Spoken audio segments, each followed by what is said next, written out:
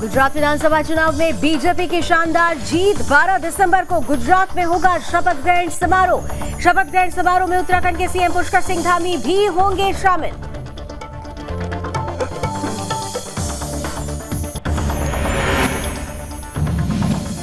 उत्तराखंड में राष्ट्रीय क्षय उन्मूलन कार्यक्रम के अंतर्गत स्पेशल टास्क फोर्स की बैठक। राष्ट्रीय स्वास्थ्य मिशन सभागार में आयोजित हुई बैठक। टीबी रोग की मुक्ति के लिए की गई चर्चा।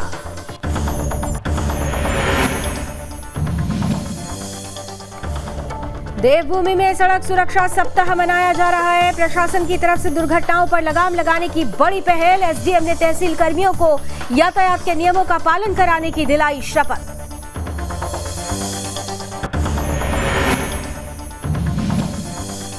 किच्चा में ग्रामीणों और युवाओं ने निकाला candle march. CDS general Vipin Rawat को दी श्रद्धांजलि। युवाओं ने बलिदानी सीडीएस जनरल विपिन रावत के बलिदान को किया याद।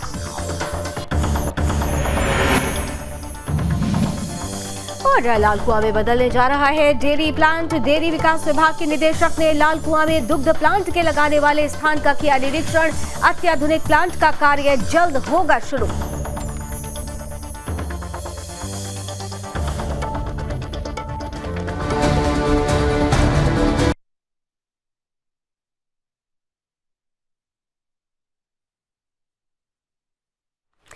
नमस्कार, अपना उत्तराखंड देख रहे हैं आप। आपके साथ मैं हूं लावनी विनीत। आइए बुलेटिन की शुरुआत करते हैं और सबसे पहले बात कर लेते हैं। सचिवालय में महत्वपूर्ण बैठक हुई है। उत्तराखंड के मुख्यमंत्री पुष्कर सिंह धामी की अध्यक्षता में सचिवालय में उत्तराखंड राज्य वन्य जीव बोर्ड की बैठक हुई है। दरअसल 18वीं बैठक में ये निर्णय लिया गया कि प्रदेश में मानव वन्य जीवन संघर्ष में किसी व्यक्ति की मृत्यु होने पर उनके परिवार को देय अनुग्रह की राशि 4 लाख रुपए से बढ़ाकर 6 लाख रुपए अब दी जाएगी। साथ ही गंभीर रूप से घायल होने पर अनुग्रह राशि 50,000 रुपए से बढ़ाकर 1 लाख रुपए तक कर दी जाएगी। मानव वन्य जीव संघर्ष में क्षतिपूर्ति के लिए 2 करोड़ रुपए का भी कॉर्पस फंड बनाया जाएगा। इसके अलावा शिवालिक एलिफेंट रिजर्व की पुनर्स्थापना के प्रस्ताव को अनुमोदित किया गया है। साथ ही राज्य वन्य जीव बोर्ड की बैठक में निर्णय लिया गया कि प्रदेश में जिम कार्बेट टेल की स्थापना की जाएगी। जिम कार्बेट से जुड़े स्थानों को विश्व पर्यटन मानचित्र में लाने के लिए पर्यटन विभाग के सहयोग से एक कार्य योजना बनाई जाएगी, जिसमें जिम कार्बेट से जुड़े विभिन्न स्थानों पर पट्टिका का निर्माण, ट्रैक मार्गों का जीर्णोद्धार किया जाएगा। होम स्टे के लिए भी बढ़ावा देने का भी कार्यक्रम है। इस दौरान मुख्यमंत्री ने कहा कि ये कार्य चरणबद्ध तरीके से शुरू किए जाएंगे। राजाजी टाइगर रिजर्व के अंतर्गत स्थित 84 कुटिया का अंतर्राष्ट्रीय मानकों के अनुसार विकास किया जाएगा। वहीं मुख्यमंत्री पुष्कर सिंह धामी ने अधिकारियों को निर्देश दिया कि मानव वन्य जीव संघर्ष को कम करने के लिए और प्रभावी प्रयासों की जरूरत है। इसके लिए वन विभाग और प्रशासन को सामंजस्य के साथ कार्य करने की जरूरत है।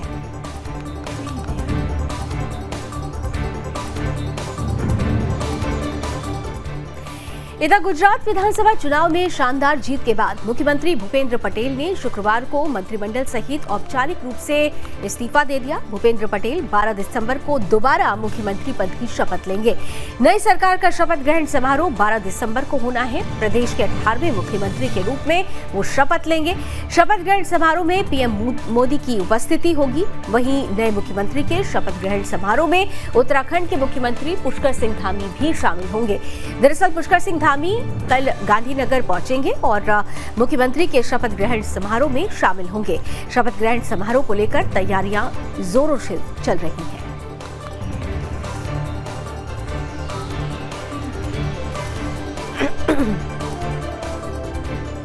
उत्तराखंड राज्य से टीबी उन्मूलन के लक्ष्य को प्राप्त करने के उद्देश्य से राष्ट्रीय क्षय उन्मूलन कार्यक्रम के अंतर्गत मेडिकल कॉलेज की भूमिका और परस्पर समन्वय के लिए गठित टास्क फोर्स की बैठक राष्ट्रीय स्वास्थ्य मिशन सभागार में आयोजित की गई।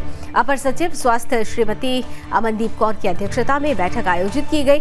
बैठक में प्रदेश के सभी मेडिकल कॉलेजों के प्रतिनिधियों ने प्रतिभाग किया और बैठक में स्वास्थ्य विभाग की तरफ से मेडिकल कॉलेजों के साथ समन्वय स्थापित करके प्रदेश को 2024 तक टीबी मुक्त करने के लिए विचार साझा किए। अपर सचिव स्वास्थ्य श्रीमती अमनदीप कौर ने टीबी मुक्त के लिए मेडिकल कॉलेज की भूमिका पर जोर दिया। उन्होंने प्रदेश के सभी मेडिकल कॉलेज के शिक्षकों, MBBS और MD छात्र छात्राओं को जागरूक करके निश्चय मित्र योजना में प्रतिभाग के लिए अपने विचार साझा किए। उन्होंने मेडिकल कॉलेजों से आए प्रतिनिधियों से विचार साझा करते हुए कहा कि मेडिकल छात्र छात्राएं भावी पीढ़ी हैं जो कि टीबी उन्मूलन के लक्ष्य को प्राप्त करने में अहम भूमिका निभा सकते हैं। वहीं अपर सचिव ने मेडिकल कॉलेज में टीबी की जांच के लिए प्रयुक्त होने वाले उपकरणों की सुनिश्चितता करने के लिए और निर्बाध संचालन के लिए भी महत्वपूर्ण निर्देश दिए। बैठक में NHM निदेशक डॉक्टर सरोज नेथानी ने टीबी रोग उन्मूलन के लिए मेडिकल कॉलेजों में पर्याप्त सुविधाएं सुनिश्चित करने और क्षय रोग के क्षेत्र में विभिन्न शोध कार्यों को बढ़ावा देने के लिए NHM उत्तराखंड से सभी संभव सहयोग दिए जाने का आश्वासन भी दिया।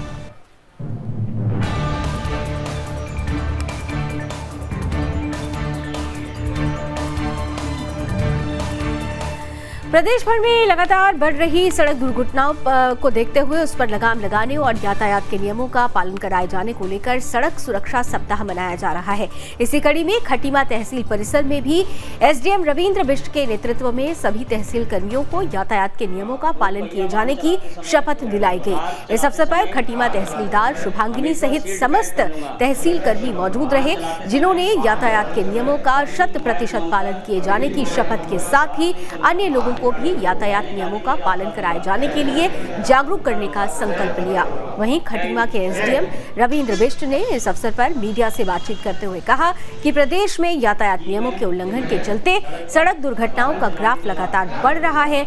इसलिए सड़क दुर्घटनाओं पर लगाम लगाने के उद्देश्य से ही तहसील कर्मियों को यातायात नियमों के पालन कराए जाने की शपथ दिलाई गई है। साथ ही तहसील कर्मियों को बाइक चलाते समय हेलमेट का प्रयोग करने, कार ड्राइविंग के दौरान सीट बेल्ट पहनने और शराब पीकर वाहन न चलाए जाने को लेकर जागरूक किया गया।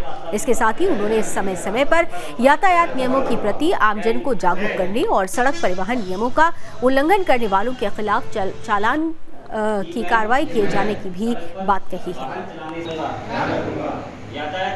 पालन कराऊंगा।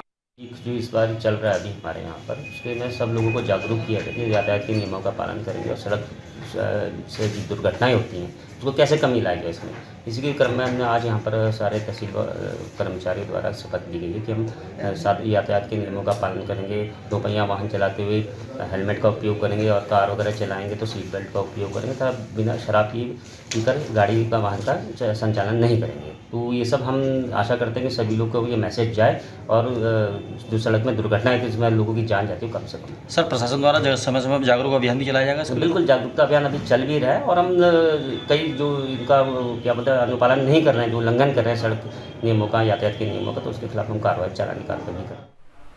तो खटीमा में निरंतर बढ़ते दुर्घटनाओं को देखते हुए यातायात सुचारू रूप से चले और यातायात नियमों का पालन सुचारू रूप से हो, इसके लिए ज़रूरी है कि जो कर्मचारी हैं वो भी पूर्णतया नियमों का पालन करें। और इसीलिए सड़क सुरक्षा सप्ताह जो आयोजित किया जा रहा है खटीमा में, उसके अंतर्गत दुर्घटनाओं पर लगाम लगाने के लिए महत्वपूर्ण शपथ दिलाई गई। SDM ने तहसील कर्मियों को ये महत्वपूर्ण शपथ दिलाई है जिसमें तमाम नियमों का पालन करने का प्रण लिया गया है।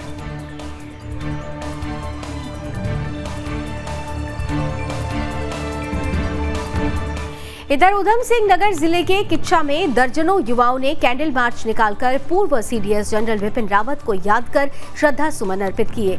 किच्छा में डिफेंस एकेडमी के बैनर तले दर्जनों युवाओं ने नगर क्षेत्र में कैंडल मार्च निकाला। वरिष्ठ BJP नेता राजीव सक्सेना के नेतृत्व में नगर के इंदिरा गांधी खेल मैदान से प्रारंभ हुआ कैंडल मार्च मुख्य बाजार MP चौक होता हुआ DD चौक पर समाप्त हुआ। इस दौरान युवाओं ने कहा कि बलिदानी विपिन रावत का पूरा जीवन देश के लिए समर्पित रहा है और देश की जनता उनके बलिदान को हमेशा याद रखेगी।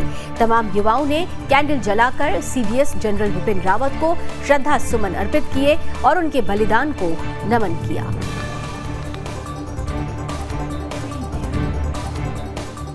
प्लेन क्रैश हुआ था जिसमें कि बहुत सारे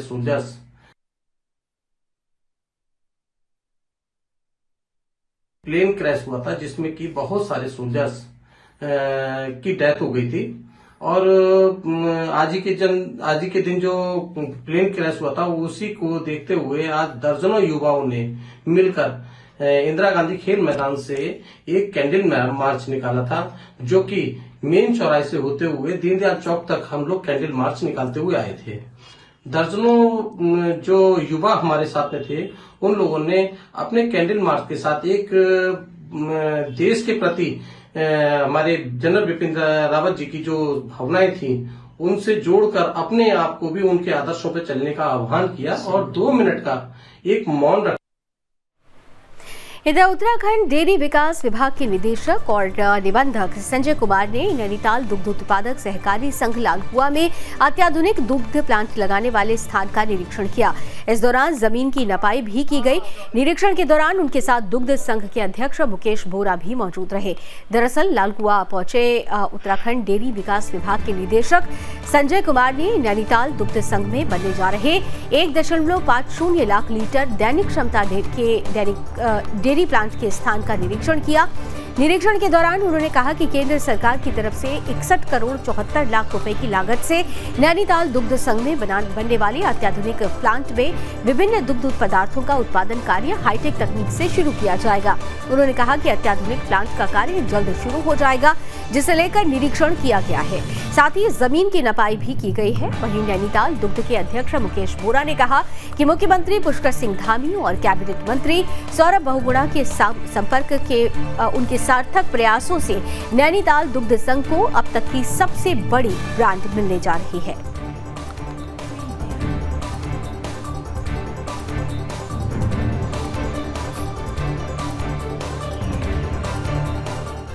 आइए आगे बढ़ते हैं, बात उत्तराखंड के चमोली की करते हैं, जहां से दुखद खबर सामने आई है। दरअसल चमोली के नारायण बगड़ कंशोला गांव में गढ़वाल राइफल में तैनात सेना के जवान वीर गति को प्राप्त हो गए हैं। दरअसल पंजाब के भटिंडा में तैनात गढ़वाल राइफल जवान सूरत सिंह 3 साल पहले सेना में तैनात हुए थे, लेकिन प्रशिक्षण के दौरान बलिदानी वीर गति को प्राप्त हो गए हैं। वहीं सेना की सैनिक की मौत की खबर से पूरे इलाके में मातम पसरा हुआ है।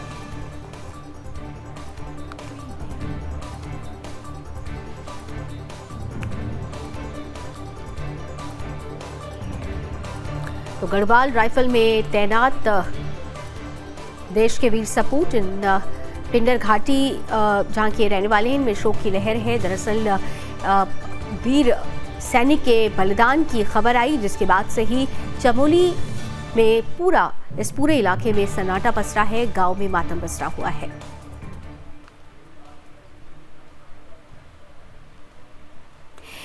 इधर देवभूमि उत्तराखंड में दिसंबर महीने में कई ऐसे क्षेत्र हैं जहां बर्फबारी शुरू हो जाती थी, लेकिन इस बार बर्फबारी होने वाले भूभाग बर्फ विहीन हैं।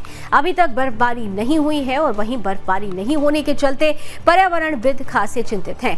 दरअसल हिमालयी क्षेत्रों में मौसम के अनुकूल बर्फबारी और निचले क्षेत्रों में बारिश न होने से काश्तकारों को भविष्य की चिंता सताने लगी है। मौसम के अनुकूल बर्फबारी न होने से तुंगनाथ घाटी का पर्यटन व्यवसाय प्रभावित हो गया है। दिसंबर महीने में शुरू होने के बाद भी दिसंबर का महीना शुरू हो चुका है, उसके बावजूद भी केदारनाथ धाम सहित ऊंचाई वाले इलाकों में मौसम के अनुकूल बर्फबारी न होने से पर्यावरणविदों में चिंता है, क्योंकि ग्लोबल वार्मिंग जिस तरह से बढ़ रही है, ऐसी परिस्थिति में अगर इस मौसम में बर्फबारी नहीं होती है तो पर्यावरण में कितना बड़ा परिवर्तन आ रहा है, इसे लेकर पर्यावरणविद खासे चिंतित नजर आ रहे हैं।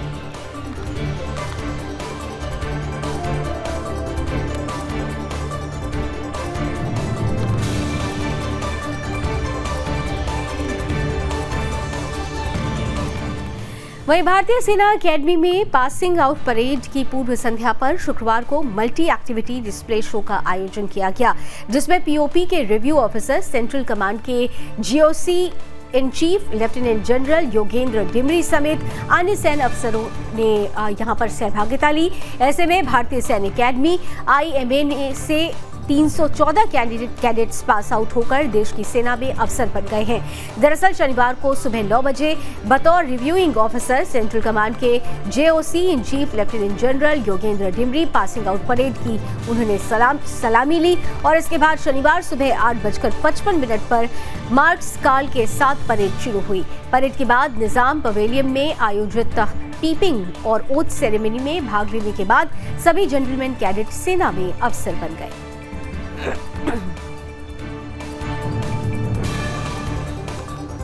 तो देश को 314 नवनियुक्त अफसर मिल चुके हैं। पासिंग आउट परेड हुई और फिर पूरे ट्रेडिशन के साथ आज 11 राज्यों के अलग अलग जो कैडेट्स हैं उन्होंने यहाँ पर जो तैयारियां की थी उसके तहत भारतीय सेना में अब 314 नए अफसर शामिल हो गए हैं। नवनियुक्त अफसरों को सम्मानित भी किया गया है। पूरे परंपरा के साथ शनिवार की सुबह ये अफसर सेना में शामिल हो गए।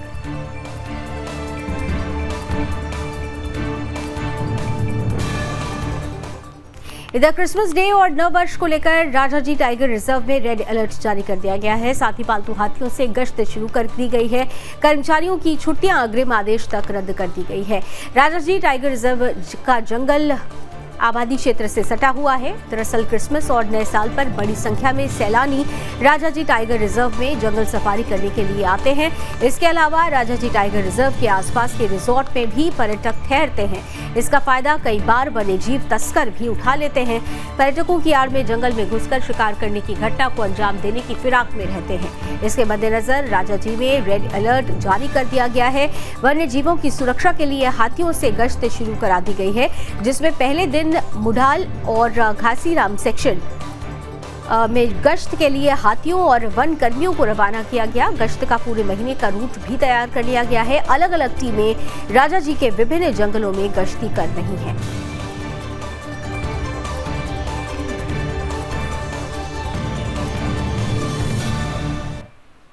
मधमहेश्वर घाटी की बात करते हैं, जहां ग्रामीणों की आराध्य देवी और रासी गांव में विराजमान भगवती राकेश्वरी के मंदिर में 22 साल के बाद आयोजित होने वाले पौराणिक मांगलिक जागरों के लिए तैयारियां शुरू कर दी गई है। दरअसल जागरों के गायन के लिए भगवती राकेश्वरी के मंदिर को भव्य रूप दिया गया है। साथ ही भगवती राकेश्वरी की चल विग्रह उत्सव डोली भक्तों को आशीष देते हुए मंदिर के सभा मंडप में विराजमान हो गई है। शाम 7 बजे से शुरू होने वाले पौराणिक मांगलिक जागरों के माध्यम से भगवान श्री कृष्ण, भगवती राकेश्वरी सहित 33 कोटि देवी देवताओं का आवाहन कर विश्व समृद्धि और क्षेत्र की खुशहाली की कामना की जाएगी। रविवार को देव डोलियों के नृत्य और विशाल भंडारे के साथ पौराणिक मांगलिक जागरों का समापन होगा। वहीं मांगलिक जागरों को लेकर ग्रामीण काफी उत्साहित नजर आ रहे हैं।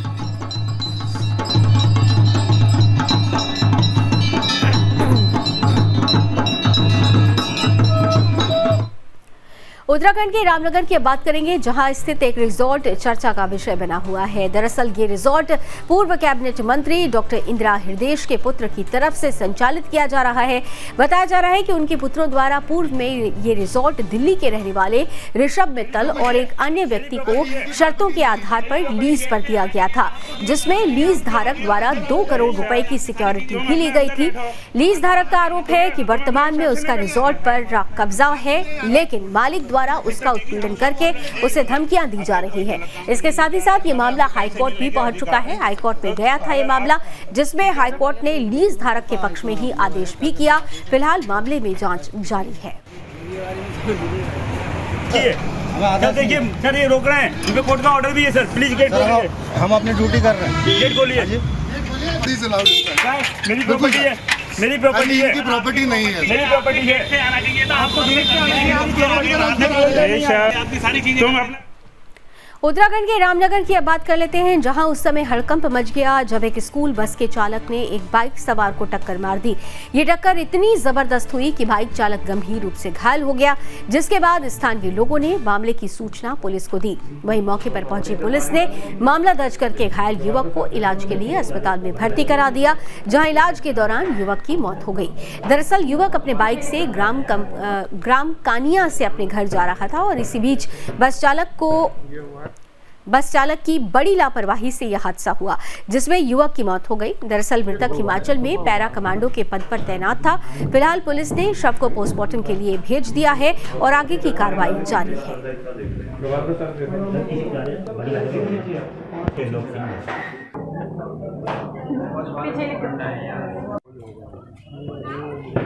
एक्सीडेंट हुआ है, एक युवक की मौत हुई है, क्या है पूरा मामला?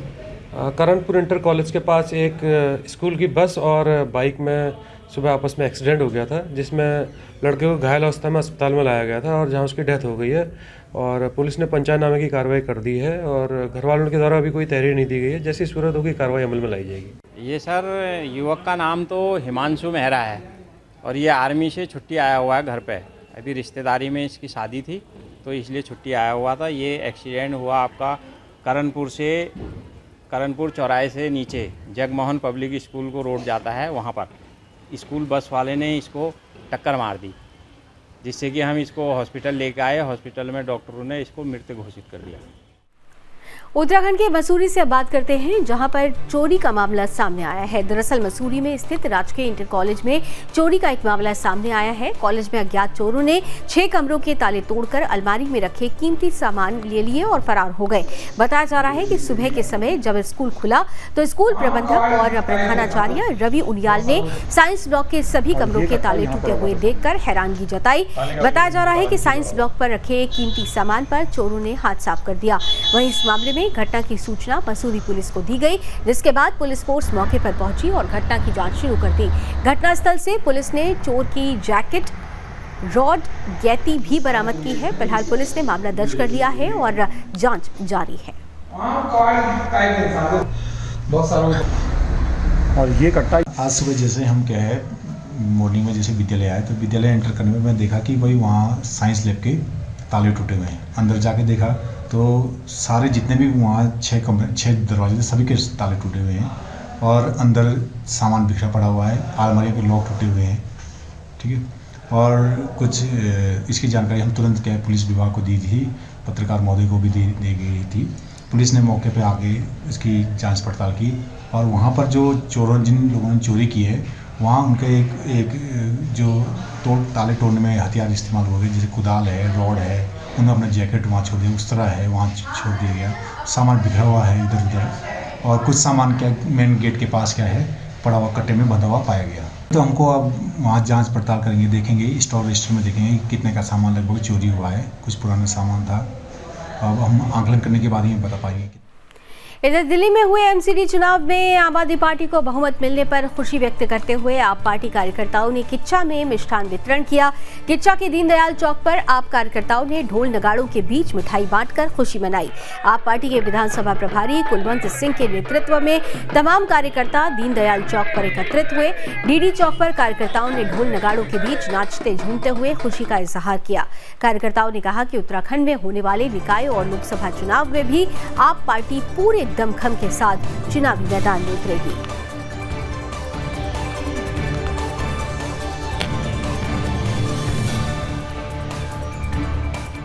और ये बात आप उधम सिंह नगर की कर लेते हैं, जहां किच्छा में पुलिस को बड़ी कामयाबी हाथ लगी है। पुलिस ने चोरी के आरोप में 2 आरोपियों को गिरफ्तार किया है। इस दौरान पुलिस ने चोरी किए गए माल को भी बरामद किया। पुलिस ने दोनों आरोपियों के खिलाफ मुकदमा दर्ज करते हुए जांच शुरू कर दी है।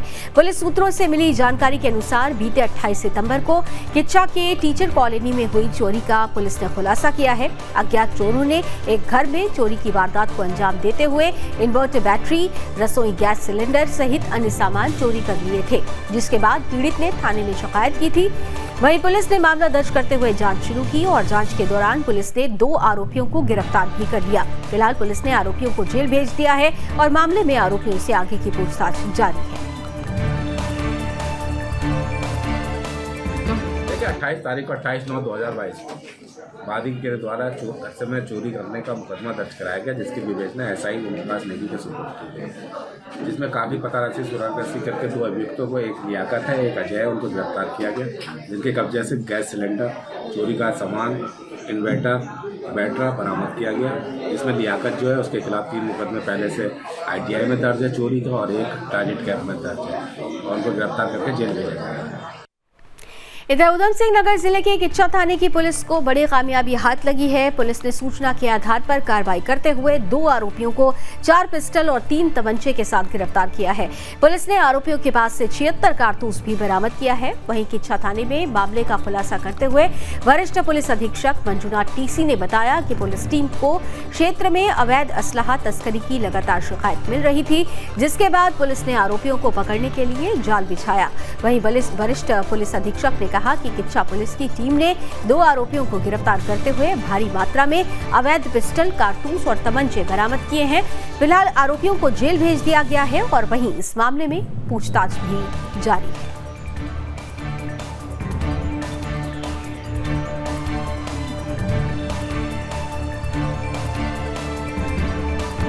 इधर उत्तराखंड के लालकुआ की अब बात करते हैं, जहां रेलवे स्टेशन में गुरुवार को सीबीआई ने वाणिज्य विभाग के कमर्शियल सुपरवाइजर को कथित तौर पर 7,000 रुपए की रिश्वत मांगने के आरोप में गिरफ्तार किया है।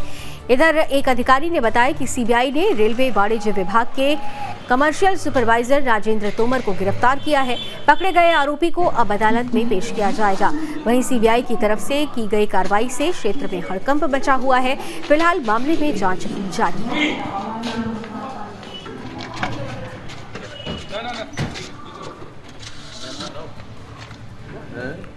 लालकुआ कुमाऊं की लाइफलाइन के नाम से जाने वाली गौला नदी में खनन कार्य बंद होने से हजारों श्रमिकों और वाहन स्वामियों के सामने रोजी रोटी का संकट पैदा हो गया है।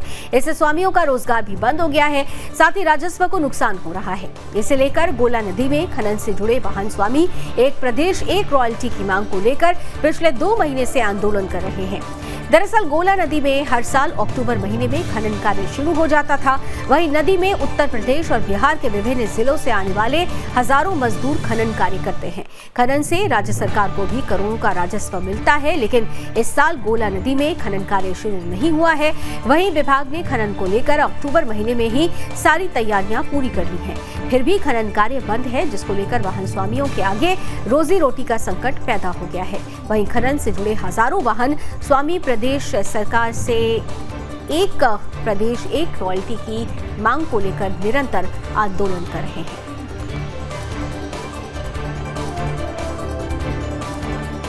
तो श्रमिकों और वाहन स्वामियों की मांग है कि पूरी तरह से ये जो अवैध खनन होता है, इसे रोकने के लिए एक प्रदेश एक रॉयल्टी की मांग की जा रही है। दरअसल इनका कहना है कि खनन कार्य अगर बंद होता है तो वाहन स्वामियों को रोजी का संकट हो जाएगा और इसीलिए वो लगातार सरकार से एक प्रदेश एक रॉयल्टी की मांग कर रहे हैं।